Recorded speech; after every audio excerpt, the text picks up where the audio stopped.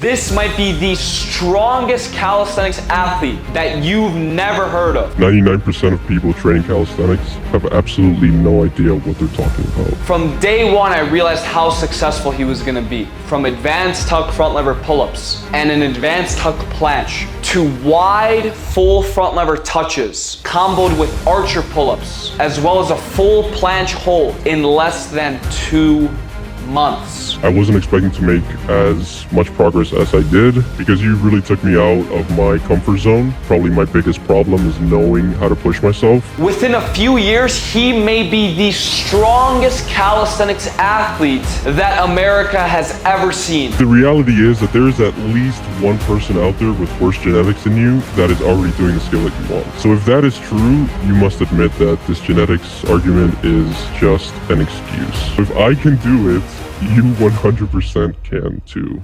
In this video, we're gonna be analyzing one of the most incredible transformations that I've ever seen across the entire calisthenics community. And to be honest, this individual may become one of the strongest athletes that America has ever seen. Meet Darian.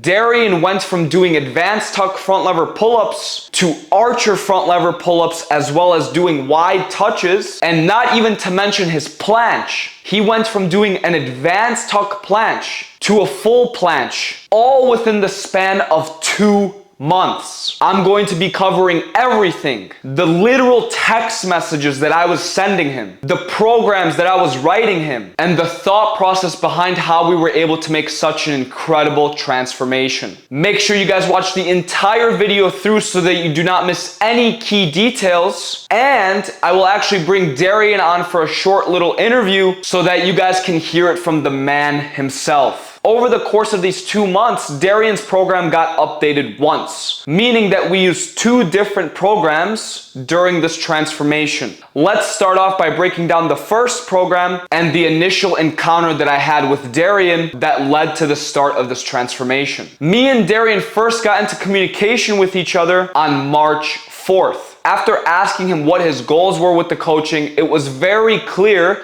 that his 2 biggest goals was to learn the full planche and unlock the full front lever pull-up. I'll throw up a text message on screen so that you guys can clearly see the date that the coaching started, as well as his initial goals. On March 5th, we did an initial strength screening because I needed to see exactly where Darian's strength was. I noticed that when it came to his front lever pull-ups, he was really comfortable doing advanced tuck front lever pull-ups. And for the planche side of things, I also noticed that he was very comfortable holding an advanced tuck planche. Now, although these progressions are quite basic, they told me a lot about his current strength level, but also about his potential. Doing advanced tuck variations this comfortably told me that I could push Darian more than I thought. And so that's exactly what I did. The first program I wrote for him was created on March 7th, just a few days after our initial conversation. Following the exact same framework that I use on all of my other clients, which if you guys don't already know is my sub-maximal framework. I'll have that video linked in the description below. If you guys haven't already, make sure to go check it out because it is the literal basis of how I write programs for all of the clients that I work with. And that video goes into a lot of detail explaining why the framework works so well and diving into the theory behind it. Now, this is where things get kind of crazy. Let's start off with Darian's intense day. On his intense day, I had Darian starting his workout with full planche bodyweight holds or light banded full planche holds.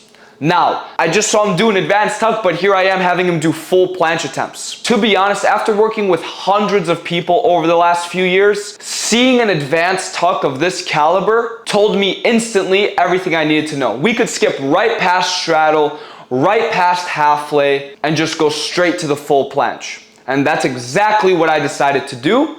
And you guys will see it work extremely well. The next exercise we did was expose Darian to some sort of heavy presses. More specifically, heavy straight arm presses. As we know, planche is a straight arm shoulder flexion based movement. And so anything to do with straight arm pressing or straight arm holds is going to have direct, specific carryover to the goal that we're trying to achieve. This exercise was absolutely fantastic and contributed a lot to Darian's development over these 2 months, because this is an exercise and movement pattern that he really never exposed himself to, which meant that there was a lot of gains being left on the table. What I noticed is that Darian excelled a lot at his static holds. However, when it came to dynamic movements, he struggled immensely. This is something that I could tell based on the confidence of his holds. Usually people who are really good at dynamics have very clean entries and are super confident because they've exposed their body to the same movement pattern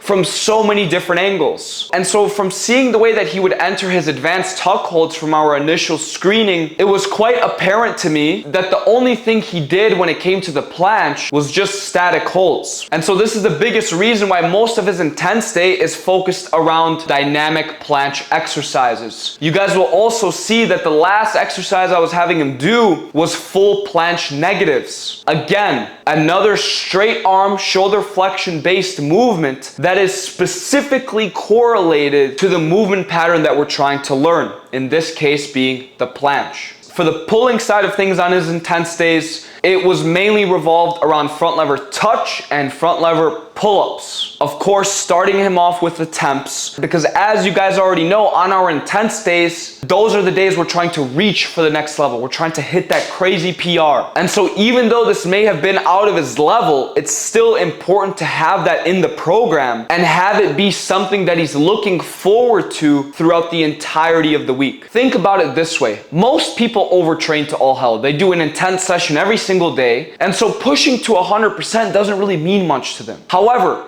if I force my student to only go 100% roughly one day of the week, he's gonna put that on a pedestal. He's gonna respect that session more. He's gonna be more present in that session because he knows that this is his chance to completely smash a PR. And so more than the fatigue management side of things for these intense sessions, it's also a game of mental acuity, right? Having him being so present for that session is going to automatically increase his performance. His dopamine levels are gonna be higher, he's gonna be more engaged, and he's gonna give a better performance. Now, the next two exercises are very straightforward. We have full front lever touches with a band, and then dead stop full front lever pull-ups. The goal here is to get his body accustomed to the joint angle that the dynamic front lever exercises demand. Doing advanced tuck front lever touches or pull-ups is incomparable to doing full front lever pull-ups and full front lever touches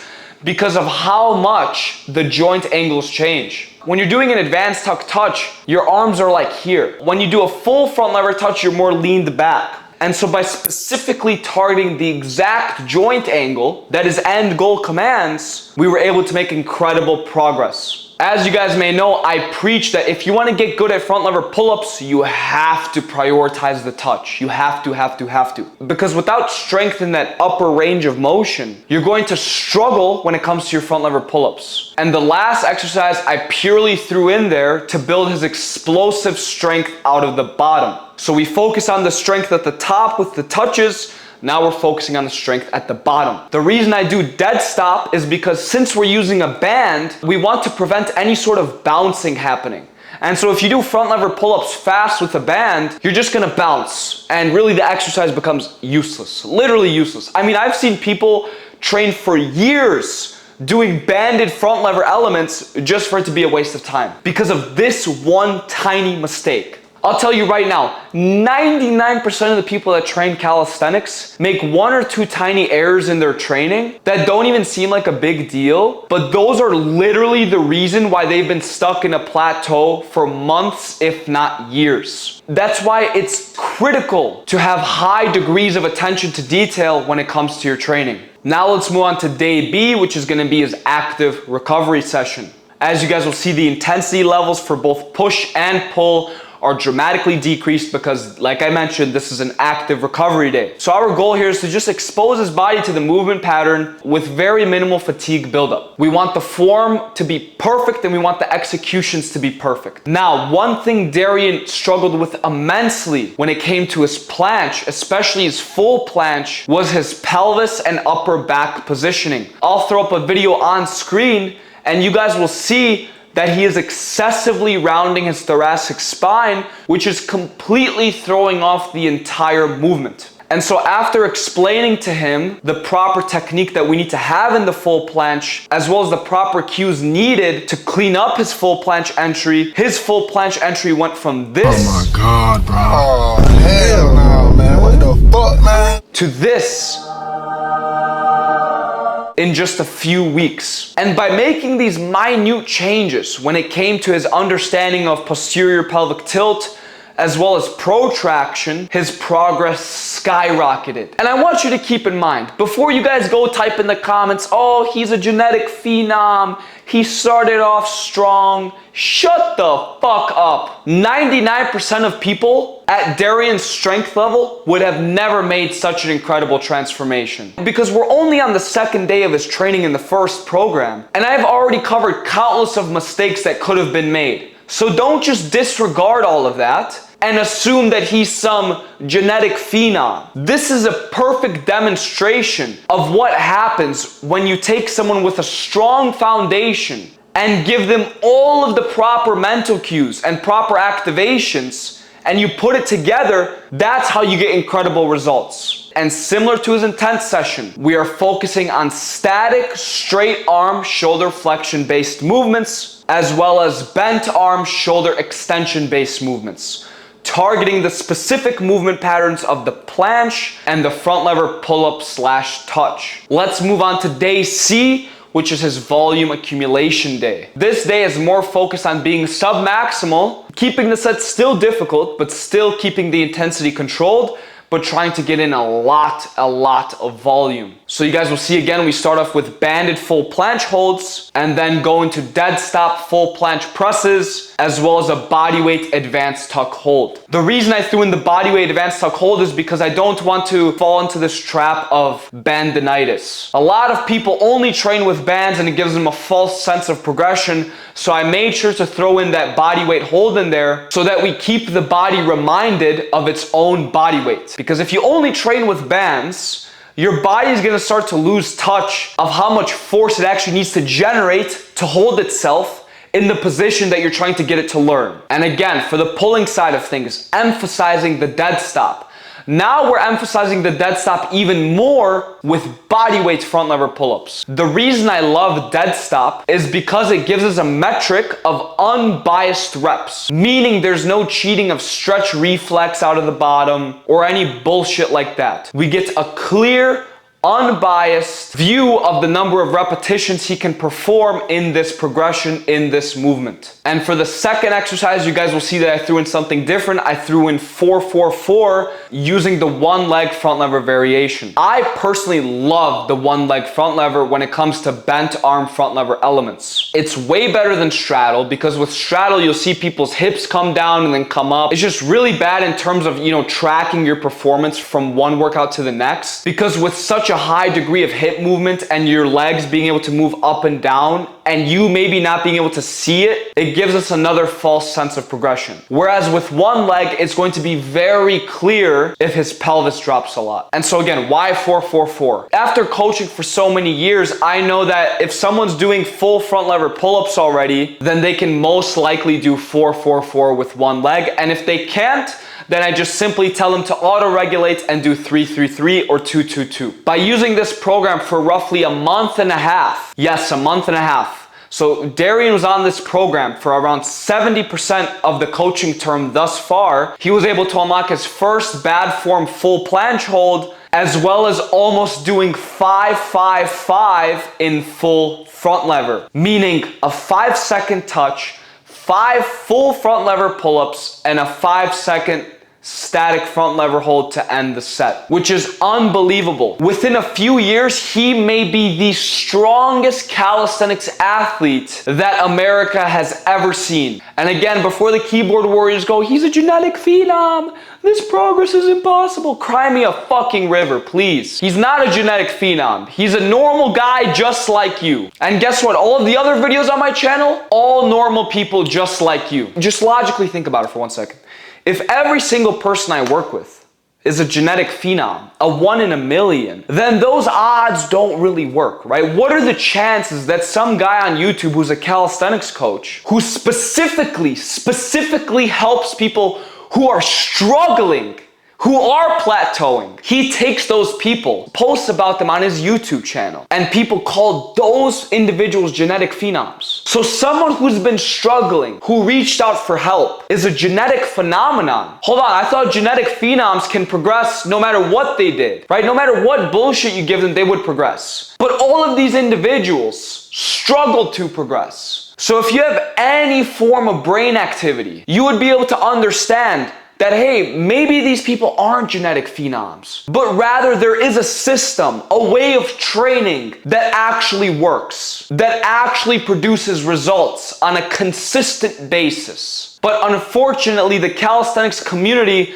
likes to just say, train based on how you feel. Train with intuition. How can you train with intuition if you know nothing about training? How are you going to be able to derive intuition from a lack of knowledge? Intuition is literally you being able to come up with new ideas, new approaches to new problems based on prior knowledge and information. If someone who doesn't know what they're doing tries to train based on intuition, they're just going to indefinitely plateau. Most of the elite level athletes who train based on how they feel is because they understand the sport. They understand a system. And so of course, when you have such a deep understanding of a training system, you can then mold it into something different. That system becomes your way of thinking, which ultimately becomes your intuition, your intuitive thinking. When you're faced with a problem, you know how to solve it because in the past, you had a designated system or a set of steps that you could take to solve that problem. And now all your intuition does is just reference it. So remember this. A system always precedes intuition. Your intuition is built on top of a system, not the other way around. Now let's talk about the second program, which I actually just updated last week on April 20th. As you guys will see, his intense session is relatively similar, but now I threw in some 90-degree handstand push-up work because this is another goal of Darian's and I thought this would be a good spot to fit it in. I want to more talk about the pull here. Since Darian got so proficient at normal close grip, full front lever pull-ups and touch, I decided it was time to start training wide. So I decided to do something extremely fun. I implemented wide full front lever touches for him paired with archer full front lever pull-ups. And this was absolutely amazing to see. His first workout, he performed exceptionally well on this new program. And I knew he was going to. Right? When you build up so much volume in a previous progression and you just full send the next one, you're going to perform it extremely well. But more than that, my global view of why I implemented this is not because it's cool or because it's harder, but because right now in mind, my end goal for him is the SAT, the straight arm touch. And so the first step to that is to obviously increase our grip width. The next thing I'm gonna do is I'm gonna implement banded full SAT holds. He's gonna use a heavy band and he's gonna hold a straight arm touch. Now why? The way I view skill acquisition comes down to convergence. So if I can expose him to the actual movement that he's trying to learn at a sub-maximal load, but then I also expose his body, his actual body weight to his current progression over and over and over, what will happen is these two endpoints will slowly converge on each other until the banded movement that he's trying to learn becomes the body weight manifestation of that movement. And so of course this is going to take time, but what happens is we teach the nervous system how to activate in that new position while slowly, progressively overloading his actual body weight's progression. And so this is just my future plan for him. And for the planche side of things, I'm already thinking about how we can get him 1-1-1. I'm going to be updating his program extremely soon so that we can start doing body weight planche press attempts as well as body weight full planche push-ups with no fixation, or in other words, no lockout at the top. Just to expose him to these different dynamic pieces now, so that when we actually do get to 1-1-1, his body already understands how to technically execute these movements, which will allow us to achieve 1-1-1 extremely fast. And as you guys will see for his day B and his day C days, for the planche, it's relatively the same. I'm not going to go into too much detail. Again, just exposing his body to the movement pattern, doing attempts, and making sure that we're not only doing banded work and not only doing body weight work. For the front lever side of things, you guys will see that I removed all bands because now Darian's at a point where he can perform any body weight front lever variation at 50% or less, which basically tells me that we don't need bands. Let's just do body weight from now on. And you guys will see that most of the focus is still doing the full front lever touches, the full front lever pull-ups, sometimes wide, sometimes normal grip, just so we're not overstepping our boundary here. I think I could push him a little bit more, but just to play it safe, I chose this route because I know it's going to yield in great progress once again. The goal for me as a coach is to figure out when it's time to push things and when it's time to dial things back. And sometimes I would rather play it safe than get super hyped up and just keep throwing my student into more complex movements when he's not yet ready for them. And after putting this whole breakdown together, these two programs together, all my thoughts together, we were able to take Darian from advanced tuck front lever pull-ups and an advanced tuck planche to wide full front lever touches comboed with archer pull-ups, as well as a full planche hold in less than 2 months. I could not be more proud of this guy. From day one, I realized how successful he was gonna be. Seeing his level of attention to detail and how analytical he is, usually these types of individuals are sitting on a gold mine of progression. I've seen it countless and countless of times, and I'm honestly just blown away. I cannot wait to see what the next 6 to 12 months will hold for you, brother, because genuinely, I'm going to make you the strongest athlete in all of America. That is my promise to you. Mark my words, mark my words. 1 year from now, there's gonna be a video posted on this channel of my client doing a straight arm touch as well as a Maltese. Watch, you will see. And I don't say this out of ego or out of hype or anything like that. It's just a fact that it's gonna happen. I'm so confident in the statements that I make because I continuously prove to myself that I'm right. Through the reflection of my work, through all of the data I've gathered over the years, I am confident that I can teach anyone any skill in calisthenics. And so maybe not now, maybe not in the next few months, maybe not in the next few years, but very soon I will prove to the entire calisthenics community that there is a right way to train, that there is a right way to think. Darian, it's been an absolute honor working with you, brother, and I cannot wait to see what the next 6 to 12 months hold for you. And like I mentioned earlier, I have a special surprise for you guys. I'm going to bring on Darian for a short little interview so that you guys can hear it from the man himself. All right, guys, I'm here with Darian, the man, the myth, the legend himself. If you want to go ahead and introduce yourself, brother. Yeah, so I'm Darian. I'm 26 years old, basically full-time cybersecurity engineer. Part-time student doing my master's now at Georgia Tech. I'm originally from Cuba. Not too many calisthenics athletes that I've seen from Cuba. If I do get to an insane level with Anton, hopefully I can represent Cuba and not the US on an international stage. But yeah, my life is pretty boring. I just go to work and train calisthenics for the most part. And how long have you been training calisthenics for? So I started early last year with weighted calisthenics, specifically, Ian Barsiegel's 2-set method, the classic that everyone hates. Built a pretty good base with that. And towards the end of that year, I started training static skills specifically, starting with muscle up and front lever. And then at the turn of the new year, decided to start training planche. And shortly after, that's when I decided to reach out for coaching. So you you just recently, like this year, started static skills. Prior to, you were more kind of weighted centric, correct? Yeah, pretty much. Yeah.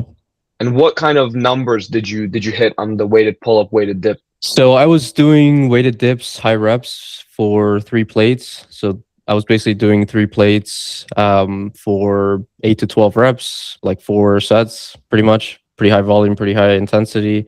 And then weighted pull up, I was doing, so it's a plate and a 10. So that's 55 pounds for basically the same rep range and same sets. So I never really pushed myself to like 1 rep max type of work, but mainly just high volume. Gotcha. And then you did no skill trading before your None weighted. whatsoever.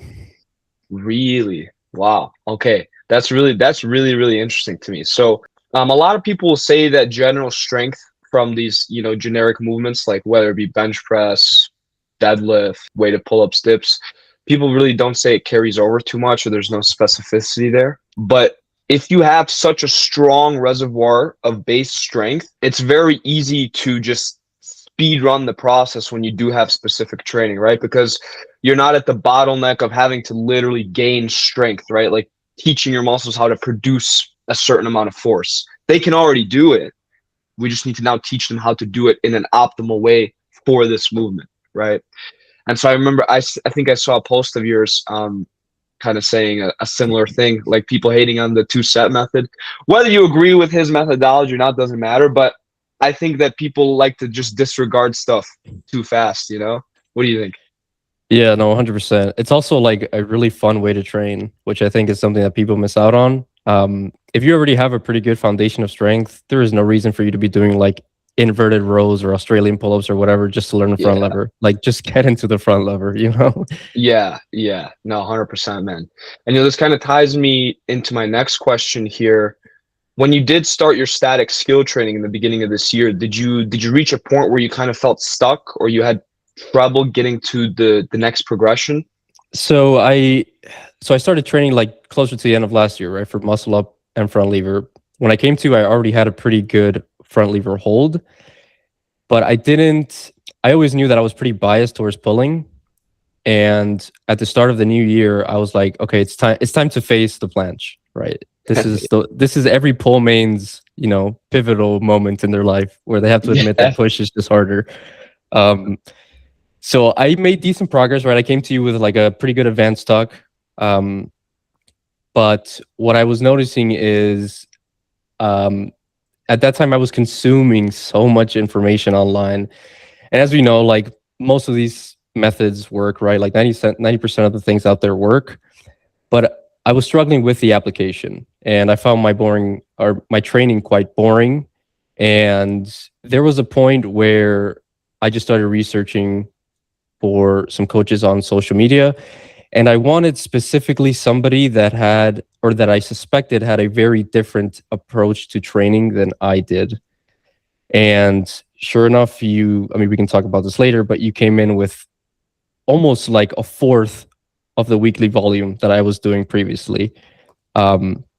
So yeah, I wouldn't say I was stuck, but like if I was training by myself till the end of the year, would I've gotten full planche? Maybe, but I really just wanted to learn from, a different approach and sort of give myself entirely to somebody else's perspective as far as training goes.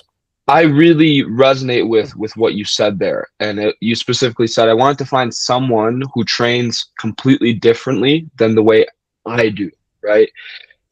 Many other like instances in my life where I've had a certain train of thought about a particular topic that was leading me nowhere. I was like, I just need something completely new because this is not working, right? Whether it was like completely outlandish, doing like triple or like a third of the work, I just knew I needed something different. What I've noticed, like successful people know when they're just heading down a road that doesn't really lead anywhere. And there needs to be a big just shift somewhere else, because if you keep heading down this road, you're just going to end up nowhere. And whatever catalyst it is, you just need to get pulled out of there, right? So that's really interesting. A fourth of your total weekly volume is kind of how we're training now. So how did your training look like previously? So it was a combination of the usual, like 20 sets of planche leans, 10 sets of whatever your max, progression for the planche is, and then like pseudo planche push-ups. Basically that 3 or 4 times a week. So I was getting crushed like every day. For people who work a full-time job, like this is not the way. Yeah, it's definitely the recovery fatigue management there is quite hard to handle. One thing I've also noticed is some people train that way and some people preach that way of training, and it works really well for certain people. Like there was, I'll just keep this short, but there's like the whole Bulgarian methodology was like, okay, let's expose people to a system. Let's say we expose 100 people to a system, right? 99 of those people will fail, but we extract the 1% genetic phenomenon who this resonates with, right? And so it's more of like a messy approach that just extracts winners, right? And then the other approach, which is the approach I more use that you're more familiar with, is more of that kind of frequent, perfect work with very few attempts on like super intense stuff. More of kind of like the Soviet method, you could say. I know everyone says Soviet method, but it is that's kind of their thought process.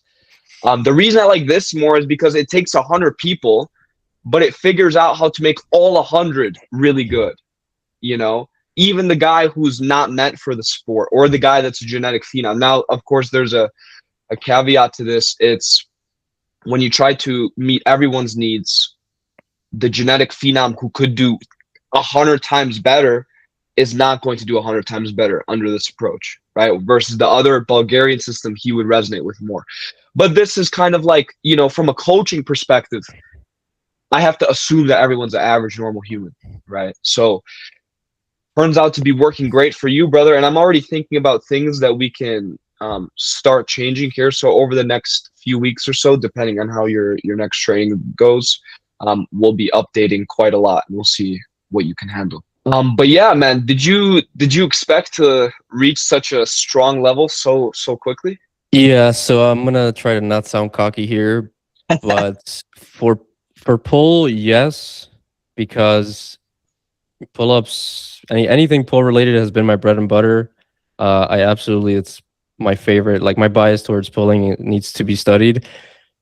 For planche, I was pretty surprised because you really took me out of my comfort zone. Probably my biggest problem is knowing how to push myself. It's quite difficult because in order to keep growing, it's pretty much always going to feel hard. And I was pretty comfortable doing advanced tuck, moving to super advanced tuck. And the idea of just trying a full planche, even with bad form, even with the band, never really occurred to me. So that was a surprise. I wasn't expecting to make as much progress as I did, but it's been working really, really good so far. Man, same exact thoughts here. Your pulling, I noticed, was kind of unexplainable to me. It was just unreal to see. But the planche definitely. So after I talk about this during the earlier segment of this whole video, but I was looking at your advanced tuck specifically and the way that you enter it, and it told me 2 big things. One, your confidence of the way that you enter showed me that you did very minimal dynamic planche work, whether that was like presses or negatives, because you're only exposing your body to one direction of the movement pattern. And so I realized, okay, he hasn't done this, so we can literally just add 20% to his rate of progression by introducing negatives and presses. So that was one thing. And then the other thing was your advanced tuck looked really solid. And usually I go the straddle route because I'm a strong believer that like people who just cope and say you don't need straddle, you just suck at straddle, But I really did not feel the need to do straddle with you because looking at the amount of muscle mass you had, I could tell you were probably really strong at like overhead pressing or your previous training, which 3-plate dips is quite elite. And so, yeah, I just sent the full planche and it worked. We got our foot in the door, and now it's just like systematically using lighter and lighter banded work, building more volume until the band is not there, right? And then obviously we already discussed we're going to be starting doing push-ups and momentum presses so we can start getting you 1-1-1. Yeah, I would just say for straddle, probably works for a lot of people, my straddle is really bad. Like my mind muscle connection when I'm not in PPT is disgusting. So I'm glad that you just went like, all right, just jump in the full, bro. You know? Yeah.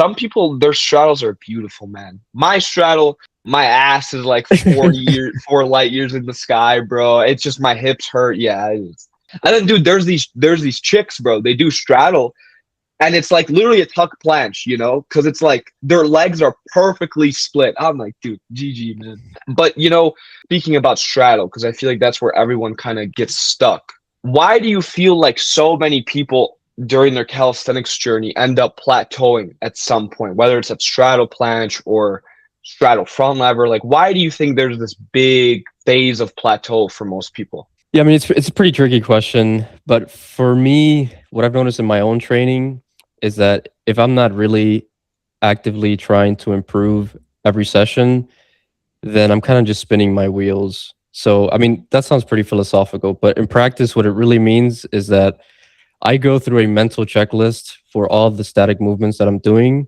And I basically try to keep as many things consistent every set as possible. Of course, in static skills, this is usually like your activations. Like if I'm going to go for a touch, I make sure I'm retracted before I go into the set, right? Things like this. It's pretty hard to do that. Like most people think they're doing that, but they're not really doing that. I noticed this a lot when I started training handstand, where it's really hard to like actually push through your shoulder and get your head in between your shoulders. And this kind of sort of just going through the paces is really not going to get you anywhere. And like I said, like in order to keep growing, every day is going to suck. like you really have to like push yourself. You know, we've discussed this before. It's only when you look back like 4 months of like consistent hard work that you actually see the progress. But all the information is already out there. Like there's nothing more that you can consume that's going to be like the silver bullet that's missing in your training, right? Most things work. Consistency and purposeful training is really the most important thing for me. Man, that was beautifully put. That's 100% too the same reason why during stressful periods of your life you may find yourself plateauing, because if you have all these external stressors and you go into your training and maybe you're trying to learn the planche and you're not overemphasizing the cues of like protraction, posterior pelvic tilt, like all these minute details, you can just kind of get stuck in this rhythm of just going through the motions, right? And so yeah, that's definitely one thing I really think you do extremely well, and why you progress extremely fast, very similar to Joshua, is a lot of attention to detail and a lot of mental effort, right? Not just physical effort, but a lot of mental effort that goes into it that many people just disregard as like he's on some voodoo, bullshit. But it is so important, man, so important. And also your attention to detail with like asking me, yo, does this entry look good? Like, what do you're always trying to like optimize everything, and that's like how I am. So I like when someone's calling me out on it, and then I'm like, yeah, let's talk about this. The big thing with you that I talked about was your pelvis position. I remember your first banded full planche. The pelvis was high, and then the upper back was also really curved. And so although it gave you like that really nice shape, it was like the whole trajectory of where your shoulders were was completely off. So once we fixed that, your full planche like instantly got way better. And yeah, man, it's unbelievable. I cannot wait to see where you are. Like we're in May. I can't wait to see the end of the summer, man. I think it's going to be unbelievable. Yeah, I should be getting pretty strong. I also already mentioned this earlier, but what do you have to say to all the people who are going to watch this? The keyboard warriors, right? They're going to be in the comments right now. Oh, he's genetically gifted. What do you have to say to these people, man? I'll say two things. The first is that I can sympathize with this kind of perspective. Like if I just think of myself when I was like a high school kid, and you see all these people like, oh my God, how do you maintain a six pack like year round, right? All these kids with like, good metabolism, right? That was my excuse.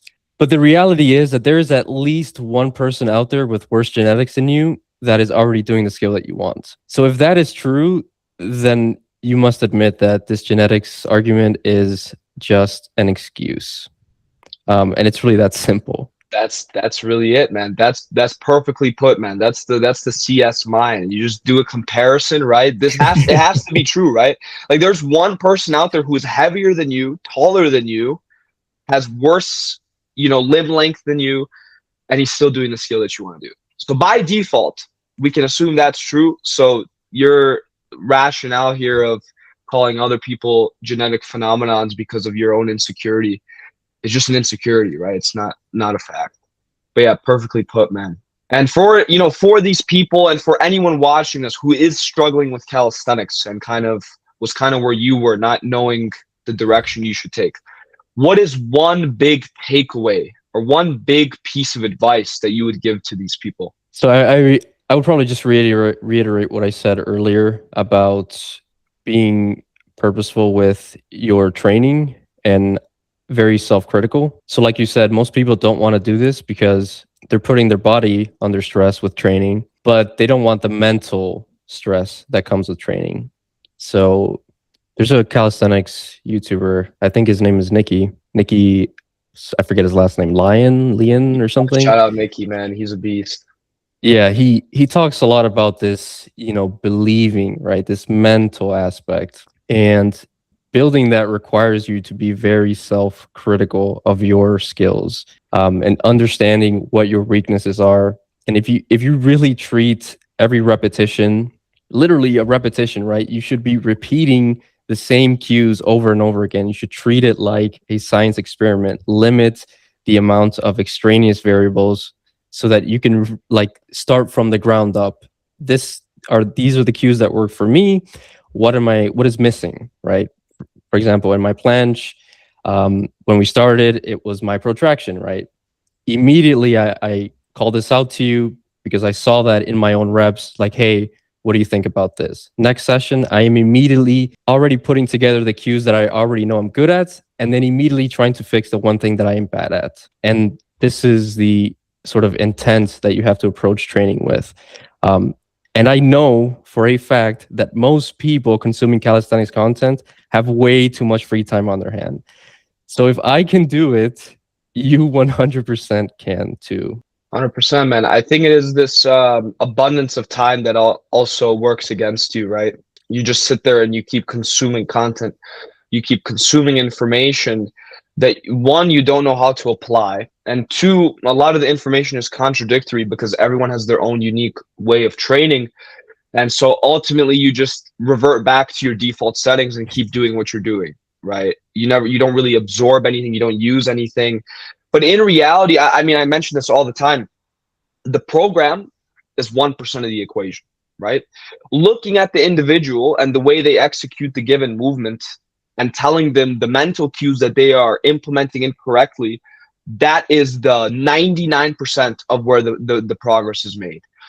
I 100% back what you said, man. If you're watching this video, stop over obsessing over your programming. Of course, programming is important, but it only becomes important when your mental cues and your mental effort is present in each session. Then programming becomes, the biggest bottleneck. But if you're trying to worry about programming, the best exercise selection, and your foundation of, you're not even being present in your sessions is lacking, then doesn't matter. Yeah, that's probably the biggest takeaway that I have from you as a coach. Like, attention to detail is really spot on, dude. I'm glad, man. I'm glad. And it's been a pleasure working with you. Like, super easy to work with, man. Killing it. And I think a lot of people are going to get value from this video, especially looking at the programming side of things. But then as well, like, reiterating all of the topics that you mentioned about the mental effort, the visualization, the mental cues, because that's equally as important. I'm glad that you look up to Nicky, because Nicky is actually a huge inspiration for my content when I started on YouTube. And I've been talking to him. He's been helping me with the whole bicep situation. But yeah, he's a beast, man. He also fully tore his bicep a few years ago, I believe, and fully came back, man. I mean, that's like different animal. But yeah, he started quite late as well, right? Like his calisthenics. He started late, man. Yeah, I think he's 33 right now. So yep. He's Unk. Sorry. Yeah, he's representing. Yeah. yeah. No, he's a beast, man. Supinated floor planches. Yeah, it's a beast. But yeah, Darian, I want to thank you so much for coming on this interview today, and you shared a lot of valuable information that I hope the audience really sits down and thinks about, because guys, this is gold right here. What this man just told you, don't ignore it, okay? But yeah, any final words, brother? If you want to shout yourself out, let people know where they can find you. Well, you pretty much only Instagram. Trying to make some mostly humorous videos nowadays. Trying to get into the social media space. But I'm sure you'll link my Instagram in the description or something. So Yeah, that's about it. I'll throw everything. But yeah, guys, I hope you guys enjoyed the interview. And again, thank you so much, Darian. I hope you guys enjoyed this video and got some value from it. If you guys have any questions, make sure to drop them in the comment section below. I'll go through and help you guys out. And if you guys haven't already, hit the subscribe button, like the video, share it to your friends, and consider joining my calisthenics community that has over 3,000 members in it. It's active every single day and is a great place to meet other people who are also passionate about calisthenics. Again, the link to join will be found in the description below. One more message before I end the video. If you've been struggling in calisthenics and you genuinely care about the sport, you genuinely see yourself achieving advanced skills, it doesn't matter if you can't even do a handstand right now. If you have the aspirations to learn advanced calisthenics skills, just understand most people have all of these crazy goals in their mind, but at some point in their life, they choose to give up or choose to lie to themselves, externalizing their problems and lack of actions to their environment or their current life situation. Just understand that you can have anything and everything that you've ever wanted. All you have to do is take that leap of faith and bet on yourself. And the sad reality is that most people never will. However, if you're an individual who's truly serious about calisthenics and is passionate about the sport, then make sure to click the first link in the description below so that you can get into contact with me, and that way we can create a concrete plan that will allow you to break out of your plateau and finally reach an advanced level. Me and my team personally review all applications that come through. If we think that you'd be a good fit for the program, we will get back to you within 48 hours. Keep in mind that this is only for people who are passionate and fully committed to calisthenics. People like Darian, who were struggling to progress, but still had huge aspirations for themselves and never gave up. Those are the people that I'm looking to work with. I love you guys. Thank you so much for making it to this part of the video. Make sure you guys stay tuned. A lot of insane content is coming extremely soon. Within the next few weeks, you guys are gonna see some absolutely amazing vlogs out of me. Make sure you guys subscribe if you haven't already, and I'll see you guys in the next one.